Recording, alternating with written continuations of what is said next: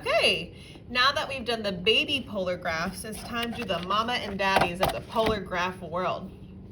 So to review, in the last video, we talked about lines and circles. That's pretty much the only thing we graphed. Well, not pretty much, it is. So you got a line when you had an equation that was theta equals some angle.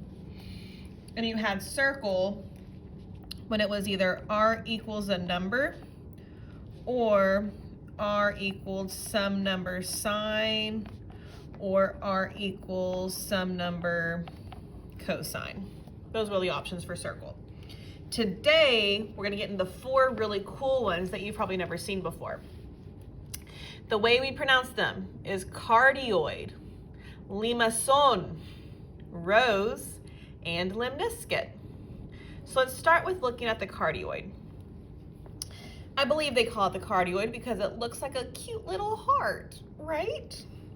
Okay, the equation is here. What's specific about cardioid, the way you're gonna identify it, is the number in front of the trig and in the beginning of your equation is gonna be the same. So you can say 3 plus 3, 3 minus 3, 2 plus 2, 2 minus 2. It'll be the same number. Depending on whether it says cosine or sine, tells you what axis it's on, so like the x and y axis. So this cardioid would be a negative cosine because it's on the negative side of the x-axis. If it was a positive sine, it'd be up here on the positive y-axis. These A values tell us how big to draw our cardioid. So where it intersects the y-axis here is your 0A and 0 negative A.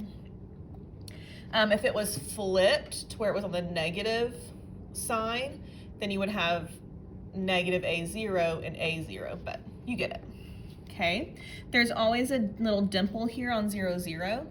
The length from the dimple to the far edge of the cardioid is a distance of 2 times A. So if A was 2 plus 2, then this length would be 4. Oh my gosh, fun. That's cardioid.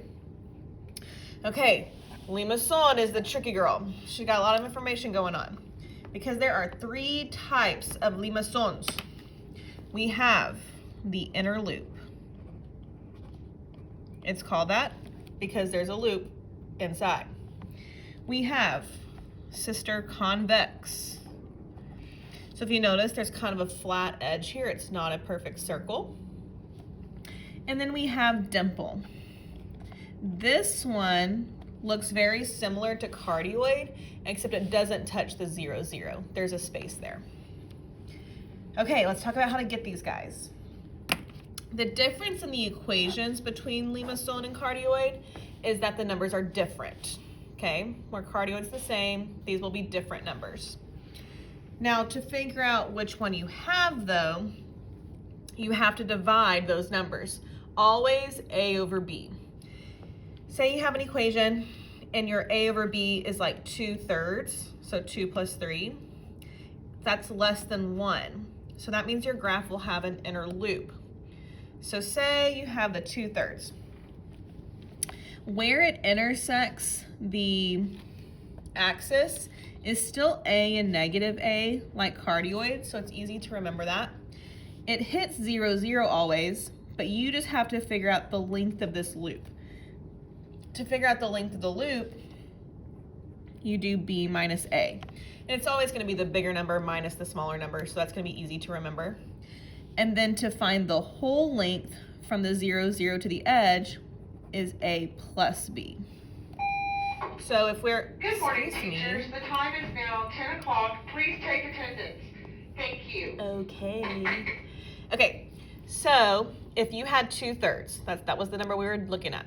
This loop would be 3 minus 2, so it'd be 1, but the whole length would be 3 plus 2, which is 5. So that's inner loop. Convex, let's skip convex. Let's go to dimple. She's next. Dimple, say if it's like 3 over 2, it was like 3 plus 2. That's between 1 and 2, so you're gonna have a dimple. The dimple still goes to find the whole length is going to be your a plus b. You're always going to do that. This is always your a value. But now to figure out the length that it goes from the origin to the actual dimple is a minus b. This is flipped this time because a is the bigger number. So again, you're always going bigger number minus smallest number once you figure out what kind of limestone you have. Okay, you have convex. Convex is pretty similar to dimple, except it's bigger than 2. So if you're doing something like 8/3, that'll be bigger than 2. But you find the whole length by doing your a plus b. This length is a minus b, and you still have a and a. So they're all very similar. You just have to figure out what you have first, and then do your addition and subtraction based on that. Okay, the next one is rows. Rows is easy to identify because she doesn't have the plus or minus. She just has r equals and then a number with sine or cosine. But then what's special about her is she has a number in front of theta. This number in front of theta tells us how many petals is on our rows graph. If this number is an even number, it has twice that amount of petals. If this number is an odd number, it has that many petals. So if I look at this graph, it has 1, 2, 3, 4, 5, 6, 7, 8 petals. That means n had to have been 4, because when it's even, you double it. So 4 times 2 would have been 8. Cute.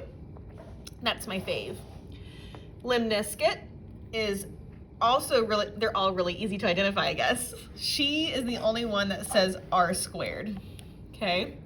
And then the a that's in front of the sine or cosine is also squared. So careful, because it's not gonna say squared in your equation. It'll say like 9 sine, and you just have to know that it's a 3, not a 9. And that's the distance from the origin to the end of the petal. So A.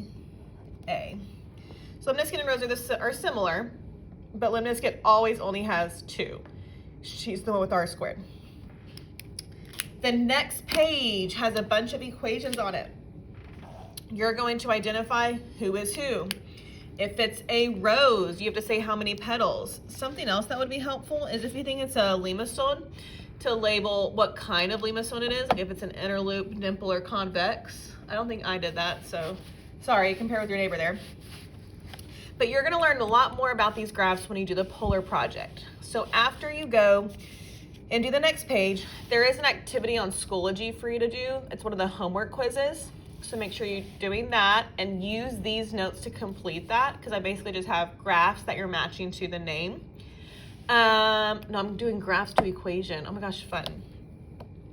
But next is the polar project. I have a whole video explaining how to do the polar project, and you're gonna go through each of these types of graphs and explore what changing the numbers, changing the sign, changing sine and cosine does. It's a really good time. So, ta-ta for now.